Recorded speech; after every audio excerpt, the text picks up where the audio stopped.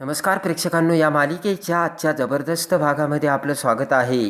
त्यामध्ये आता आनंद हा तो दागिन्याचा बॉक्स आपल्या हातात घेत निकिताला म्हणतो की निकिता, अगं मगाशी काकू मला म्हणत होत्या या दागिन्याचा बॉक्स इथे कशाला ठेवतोस, डिरेक्टली तो आजीकडेच नेऊन दे आणि माझ्याकडे सुद्धा देऊ नकोस. असं का म्हणत होत्या काय माहिती. तर निकिता म्हणते जाऊ दे ना, त्या काकूचं कशाला आनंद तू बोलणं मनावर घेतोस. घाईघाईने आनंद आता आजीकडे येतो. आजीला म्हणतो की आजी प्लीज हा दागिन्याचा बॉक्स तुम्ही तुमच्याकडे घेता का. हसतच आजी म्हणते अरे आनंद, हा मगाशी तो बॉक्स देता देताच राहिलास तू. आजी आनंदचे आभार मानते आणि म्हणते की आनंद थँक्यू बरं का, म्हणजे तू दागिने आणायला गेलास आणि दागिने घेऊनही आलास. आनंद म्हणतो की आजी तुम्ही मला थँक्यू का म्हणता, मी तुम्हाला समरसारखाच आहे, पण त्याच्या एवढा शिष्ट नाही बरं का. तर आजी लगेच हसते. आता इकडे समर हा स्टेजवरती येऊन सगळे तिथे आलेल्या पाहुण्यांचे धन्यवाद देत स्वागत करतो आणि गुरुजीसुद्धा आता तिथे आलेले असतात आणि लगेच गुरुजी आता समर आणि स्वानंदीला आता पूजेसाठी बसवतात. आजी आता एक बॉक्स आणून ते गुरुजींना देते आणि गुरुजी आता दोघांनाही कपाळाला गंध लावून पूजेला सुरुवात करतात आणि गुरुजी आता वेद मंत्र म्हणून इकडे समर आणि स्वानंदी सोबत आता पुन्हा सगळी शास्त्रोक्त पद्धतीने पूजा करतात आणि अशा पद्धतीने पूजा संपन्न होऊन झाल्यानंतर आता इकडे गुरुजी समर आणि स्वानंदीला देवाला नमस्कार करायला सांगतात. तर समर स्वानंदी हात जोडून देवाला नमस्कार करतात. पटकन आता त्यानंतर आदिरा आजीला म्हणते की आजी सुवर्णप्रधान याचं महत्त्व काय आहे. आजी म्हणते सांगते ना. आता आजी म्हणते सुवर्णप्रधान म्हणजे आपल्या पाठीमागच्या माणसांकडून पुढच्या माणसांसाठी दिलेल्या काहीतरी घराविषयीच्या स्पेशल गोष्टी असतात आणि आपल्या राजवाड्या घराण्याची सुवर्णप्रधान सोहळा म्हणजे फार पूर्वीपासूनची प्रथा असल्याचे आता इकडे आजी बोलते.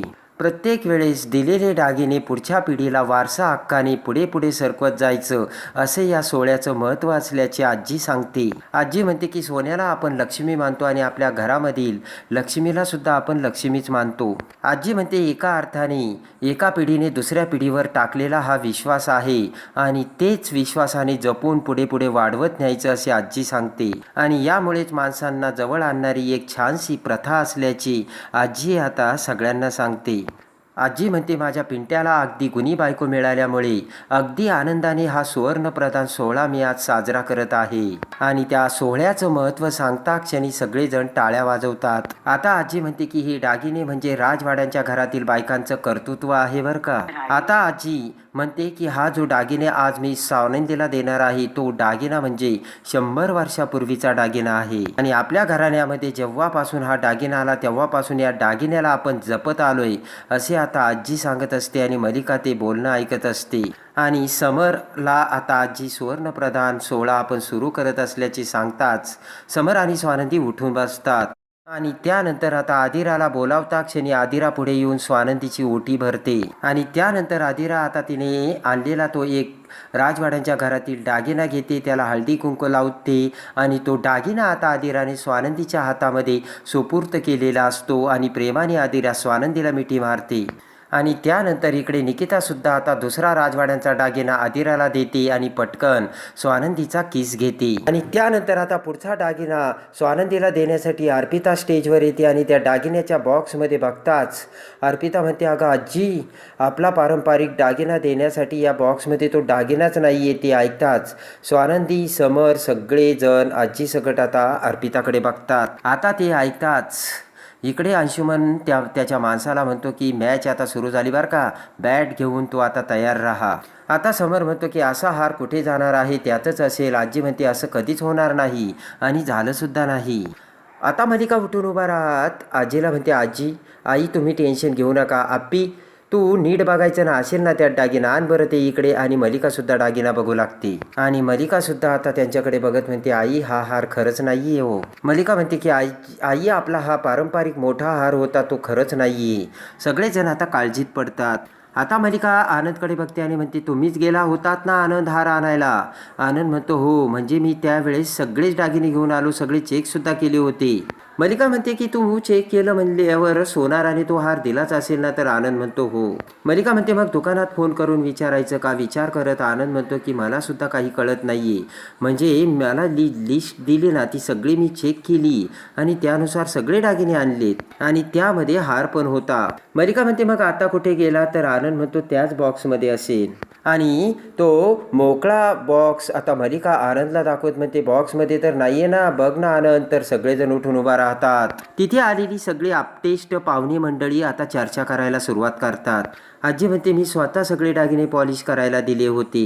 आता समर त्या ज्वेलरी शॉपमध्ये फोन करतो आणि म्हणतो की आमचे सगळे दागिने आलेत, पण एक राणीहार दागिना मला असं वाटतंय कलेक्ट करायचा राहिला आहे, तर जरा बघता का? तर तो आता ज्वेलरी शॉपमधला माणूस म्हणतो की नाही नाही सर, तुमच्याकडून आनंद सर आले होते आणि लिस्टप्रमाणे ते सगळे दागिने चेक करून घेऊन गेलेत. आता समर सगळ्यांना सांगतो की तो माणूस मला म्हणाला की सगळे दागिने चेक करून आम्ही पाठवले म्हणून. मल्लिका म्हणते की समर तुला कळतंय का? आणि आनंद तुला सुद्धा त्या हाराची किंमत 30 लाख रुपये आहे. मल्लिका म्हणते आमच्यासाठी ही अमाऊंट जास्त नाहीये, पण शेवटी काही जरी झालं तरी राजवाड्यांचा तो पारंपरिक हार आहे. आणि त्यानंतर आता समर म्हणतो मग हार कुठे गेला असेल, तुम्ही एकदा सगळीकडे चेक करा. तर सगळेजण आता हार तिथे शोधू लागतात आणि सगळेजण दागिने शोधत असताना अंशुमन आता आनंदवर धावून येतो आणि म्हणतो की बस झालं आनंद दादा, सांगून टाका आता आमचा दागिना कुठे येते. ते ऐकताच आता सगळेजण डचकून आता अंशुमन आनंदकडे बघतात. आनंद म्हणतो मला खरंच नाही माहिती. अंशुमन म्हणतो कमॉन, दादाला सुद्धा माहिती आहे तुला पैशाची गरज आहे म्हणून. आणि आता अंशुमन म्हणतो 25-30 लाख या हाराची एक्झॅक्ट किंमत आहे आनंद, जे पैशाची जेवढ्या तुला गरज आहे. अंशुमन म्हणतो आमचा हार घेतला असेल तर मान्य कर, तुला पैसे जर लागत असतील तर दादा तुला पैसे देईल. ते ऐकताच आता आनंद दचकतो. अंशुमन म्हणतो की काही जरी झालं तरी आमच्या घराण्याचा पारंपरिक हार तू घेऊ नकोस. आता समरला राग येतो. बोट करत अंशुमन समोर येत. आता समर म्हणतो की अंशू, आनंदला बोलायचं नाही आणि या भाषेत तर अजिबात नाही. अंशुमन म्हणतो का नाही दादा? अंशुमन म्हणतो दादा मी लॉजिकल प्रश्न विचारतो, यामध्ये चुकीचं काय आहे? आणि लगेच आता अंशुमन म्हणतो की दादा याला विचार, ज्वेलरी शॉपमधून हा हार घेऊन आला आणि मग त्यानंतर हार कुठे गेला, म्हणजे यानेच घेतला आहे. तर समरला राग येऊन समर मोठ्याने ओरडत म्हणतो अंशू, आणि जोराने अंशूला मारण्यासाठी समर हात उगारतो. ते बघता क्षणी सगळ्यांना मोठा धक्का बसून मल्लिका तोंडाला हात लावते. आता अंशुमन म्हणतो की दादा तू जरी मला मारलं तरी त्यामुळे काही सत्य बदलणार नाहीये. अंशुमन म्हणतो की माझ्यावरती तुमचा विश्वास नाही म्हणून तुम्ही आनंद दादाला हार घ्यायला पाठवलं. आणि अंशुमन म्हणतो आता तर काय, हारच गायब झालाय. आता आनंद म्हणतो मी तुम्हाला सगळं खरं सांगतो, ज्यावेळेस मी सगळी ज्वेलरी चेक केली ना त्यावेळेस हार होता. आणि आनंद म्हणतो की मी सगळे दागिने चेक केले, हवे तर ज्वेलरला विचार. तर अंशुमन म्हणतो करेक्ट. आणि अंशुमन म्हणतो की ज्वेलरी शॉपमध्ये CCTV फुटेज असेल तर ताबडतोब ते मागून घ्या. आणि इकडे आता अर्पिता म्हणते दादा मागव ना तो CCTV फुटेज. मल्लिका म्हणते की अरे आनंद बोल ना, हार कुठे गेलाय तो. पटकन आता समर हा पुन्हा ज्वेलरी शॉपमध्ये फोन करतो आणि म्हणतो की हार आणि सगळे दागिने कलेक्ट करायच्या वेळी CCTV फुटेज असेल ते सगळं पाठवा. आता तो ज्वेलरी शॉपमधला माणूस म्हणतो हो सर, मी लगेच पाठवायला सांगतो. आणि लगेच आता तो माणूस समरच्या मोबाईलवर CCTV फुटेज दाखवतो. त्यामध्ये क्लिअर कट आनंदने सगळे दागिने चेक करून तो हारसुद्धा आता बॅगमध्ये घेतला, हे आता समोर सगळ्यांच्या समोर आलेलं असतं. मल्लिका म्हणते बघू बघू. मल्लिका ही बघते आणि म्हणते की म्हणजे हा हार आता ज्वेलरी शॉपमधून आनंदने घेतला सुद्धा आणि बाहेर घेऊन गेला सुद्धा. बोट करत आता मल्लिका म्हणते की म्हणजे हा हार मधल्यामध्ये गायब झालाय वाटतं. आता मल्लिका म्हणते की मधल्यामध्ये आनंद तू आमच्या पारंपरिक हाराचं काय केलं मग? आता आनंद आणि निकिताला धक्का बसतो. आणि लगेच आता आनंद म्हणतो अहो माझ्यावर आरोप करू नका, माझ्यावर विश्वास ठेवा. निकिता म्हणते की 1 मिनिट काय चाललं इथे? अंशुमन सुद्धा आनंदवर आरोप करतो आणि आता काकू तुम्ही सुद्धा. निकिता म्हणते की इतकी वर्षे सगळेजण आनंदला ओळखतात आणि सगळ्यांचा त्याच्यावर विश्वास देखील आहे आणि सगळ्यांना माहिती आहे आनंद दादा असं कधीच करणार नाही. आणि आनंद म्हणतो हवं तर तुम्ही आमची झडती घ्या. तर मल्लिका म्हणते सॉरी बाळा, समर मला माफ कर, पण आता मला झडती घ्यावीच लागेल. आणि तेवढ्यात अर्पिता आता निकिताची पर्स घेते आणि निकिताच्या पर्समध्ये आता हार शोधू लागते. निकिताचे सगळे सामान अर्पिता आता खाली टाकू लागते. निकिता म्हणते अगं अर्पिता नीट. तर स्वानंदी म्हणते ही काय पद्धत आहे का चेक करायची, नीट करा ना. आणि इकडे आता अंशुमन हा आनंदचे शर्टचे खिसे तपासून सगळी झडती घेत असतो. आणि इकडे आता निकिताची सगळी पर्स आता तपासता असताच त्यामधून अर्पिता आता हार बाहेर काढते आणि तो सगळ्यांच्या समोर धरते. हार बघता सगळ्यांना मोठा धक्का बसतो आणि आता अर्पिताने तो हार सगळ्यांच्या समोर धरलेला असतो. तर ताबडतोब अंशुमन आता अर्पिता शेजारी उभा राहतो आणि म्हणतो, बघ दादा आता. अर्पिता म्हणते, बघितलं का, शेवटी सापडला हिच्या पर्समध्ये. आणि अंशुमन म्हणतो की माहीत होतं मला यांच्याकडेच असणार, अजून कोणाला काही ऑब्जेक्ट करायचंय का. आणि मलिका म्हणते की आनंद, अरे हे सगळं काय चाललंय आणि काय आहे. मलिका म्हणते की आनंद, एवढी वर्ष तुमची जेव्हा भावाची मैत्री आहे, तू असं काही करशील वाटलंच नव्हतं. आणि तेवढ्यात आता स्वानंदी पुढे येत म्हणते, 1 मिनिटं, काय चाललंय इथे हे सगळं. माझा आनंद दादा आणि निकिता ताईवर पूर्ण विश्वास आहे आणि ते असं कधीच करू शकत नाही. आणि लगेच आता स्वानंदी म्हणते, राजवाडे बोला ना तुम्ही काही. समर आता काही बोलायला तयार नसतो. स्वानंदी म्हणते की नक्कीच काहीतरी गडबड होती. स्वानंदी म्हणते की यामध्ये आनंद दादाला कुणीतरी अडकवण्याचा प्रयत्न करतंय. अंशुमन म्हणतो, वा वा वहिनी, तुम्ही तर आता माझी पंचिंग बॅटच चालवली. आनंद दादाच्या जागी जर मी असतो तर तुम्ही एवढा विचार नसता केला, सगळे मला ब्लेम करून मोकळे झाले असते. स्वानंदी म्हणते, अंशुमन तुझ्याबद्दल आता कोणी बोलतही नाही, तेव्हा प्लीज तू शांत राहा. आणि स्वानंदी म्हणते, राजवाडे तुम्ही ऐका, कुणीतरी मुद्दाम करतंय हे. आता लगेच आता स्वानंदी म्हणते, तुम्हाला काही कळत नाहीये का, आनंद दादाला तुमच्या नजरेत पाडण्याचा प्रयत्न चालू आहे. हा कुणीतरी तुमच्यात आणि आनंद दादाच्या मैत्रीत फूट पाडण्याचा प्रयत्न करते राजवाडे. आणि इकडे आता समरला आठवतं, लग्नाच्या वेळेस समरने निकिता आनंदला सांगितलेलं असतं की तुम्ही माझ्या आयुष्यात जसे आहात तसेच राहू द्यात आणि कायम माझी साथ कधी सोडू नका. आणि जर तुम्ही माझी साथ सोडली तर मी खरंच जगू शकणार नाही.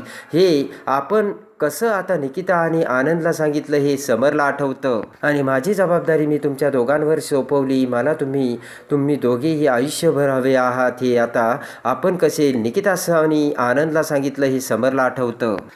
आणि आता आईस्क्रीम मागवलेल्या आनंदला समरने सांगितलेलं असतं की तुला माहिती आहे ना, कॉलेजमध्ये असताना आपण हे खायचो, पण आता हे कुणी मागवलं असेल. आणि ते आपल्या आवडतं आनंदना आईस्क्रीम कशी मागवली हे देखील आता समरला सगळे प्रेमाचे क्षण आठवतात. आता स्वानंदी म्हणते की राजवाडे सांगा ना, आनंद आता चोरी करणं शक्यच नाहीये. आणि मलिकाचे बोलणे देखील आता समरला आठवते. आपला आनंद आता टेन्शनमध्ये आहे आणि त्याला पैशाची गरज आहे. ते आता समर सगळा विचार करत असतो. मलिका म्हणते, स्वानंदी मी तुझी तळमळ समजू शकते ग, पण यामध्ये कसली गडबड. मलिका म्हणते, आनंदला अडकवण्याचा प्रयत्न कुणी का करेल स्वानंदी, सांग बरं. मलिका म्हणते, सगळ्यांच्या समोर निकिताच्या पर्समधून हार बाहेर काढला गेलाय. मलिका म्हणते, सॉरी समर, पण सगळ्यांच्या समोर हे सगळं या दोघांनीच केलंय असं दिसतंय. निकिता म्हणते, प्लीज माझ्यावर विश्वास ठेवा, हा हार माझ्या पर्समध्ये कसं आला तेच मला काही माहिती नाहीये. आणि लगेच आता अंशुमन म्हणतो, आम्हाला माहिती आहे तो निकिताच्या पर्समध्ये कसा आला. तर समर म्हणतो, काय बोलतोस तू हे. आणि लगेच अंशुमन त्याचा मोबाईल काढून आता तो व्हिडिओ आता समरला दाखवतो आणि म्हणतो, बघा हा हार निकिताच्या पर्समध्ये कसा आला. आणि ज्यावेळेस आनंद आणि निकिता आता त्या बेडरूममध्ये आलेल्या असतात त्यावेळेस निकिताने ती पर्स आता आनंदला दाखवलेली असते आणि ती दागिन्याची पिशवी देखील तिच्या शेजारी असते. आणि सगळ्यात मोठा गैरसमज असतो. अंशुमन म्हणतो, बघ दादा, हा हार निकिताच्या पर्समध्ये कसा आला तो. अंशुमन म्हणतो की आनंद दादाने तो हार निकिताच्या पर्समध्ये टाकला. आणि त्यावेळेस आता आनंदने त्याच्या खिशातून काहीतरी काढून निकिताच्या पर्समध्ये टाकून ती दागिन्याची पिशवी आता घेऊन गेला. हे देखील आता त्या फुटेजमध्ये आता अंशुमन दाखवतो. आणि आता समर स्वानंदी सगळीकडे जण आनंदकडे बघतात आणि आनंदला मोठ्या जाळ्यामध्ये अंशुमनने अडकवलेलं असतं. आणि त्यानंतर आता समर आनंदला म्हणतो की मला आता सगळ्यांच्या समोर काहीच बोलायचं नाहीये आणि आनंद तू इथून जा. ते ऐकताच आता आनंदच्या डोळ्यात पाणी येतं आणि डोळ्यातून आता अश्रू बाहेर निघत. आता आनंद म्हणतो की समर, 20 वर्षाची मैत्री हीच ओळखलीस का तू. समर म्हणतो, मला आता सगळ्यांच्या समोर काहीच बोलायचं नाही आणि सगळ्यांच्या समोरून तू आता इथून जा आनंद. तर निकिता आनंदच्या डोळ्यात पाणी येतं आणि दोघेही आता तिथून निघून जाऊ लागतात. तर समरने भयानक निर्णय सांगितलेला असतो, पण त्यामध्ये त्या पाठीमागे कारण वेगळं असतं. आणि ते कारण आता समर कसा आता मलिका आणि अंशुमनला दाखवणार आणि खरे सत्य स्वानंदी सगट आता कसे समोर आणणार. आणि हे बघण्यासाठी आणि या मालिकेच्या डेली अपडेटसाठी आपल्या चॅनलला लाईक करा, सबस्क्राईब करा.